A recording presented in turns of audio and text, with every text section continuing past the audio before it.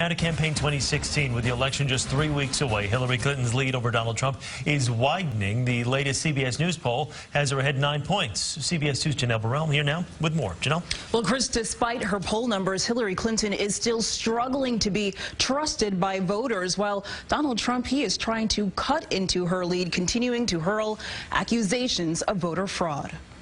It has become one of the rallying themes of Donald Trump's campaign. Remember, we're competing in a rigged election. This is a rigged election, folks. But Trump's claims of corruption and election fraud are being refuted by many GOP election officials. The idea of building a national campaign where you're suggesting that the elections process itself is rigged is an irresponsible comment. Trump accused of misrepresenting figures to energize his audiences.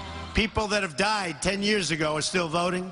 Illegal immigrants are voting. Voter fraud is very, very common. Experts say fraud at the polls is actually extremely rare. One Washington Post study finding that out of 1 billion votes cast between 2000 and 2014, there were 31 incidents of voter fraud. The GOP nominee has been in defense mode as he continues to slip in the latest polls. 46% of women voters now saying Trump doesn't respect women at all, amid the multiple accusations of sexual assault. He's a gentleman, and he would never do that.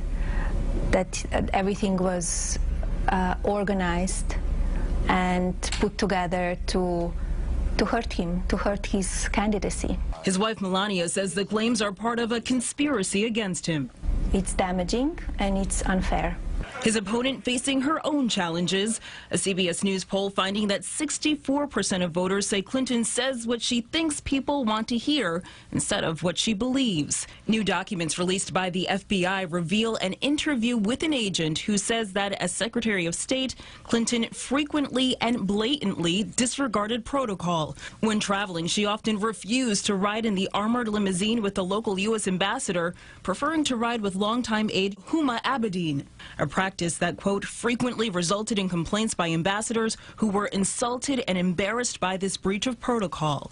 The agent adding that Clinton's treatment of agents was so contemptuous that many of them sought reassignment. And by the end of her time with the State Department, it was difficult to find senior agents willing to work for her. Well, Clinton has been keeping a low profile, spending the last several days prepping for tomorrow's third and final debate. She has no public schedule today. Trump has 2 campaign events late today in Colorado. Mary?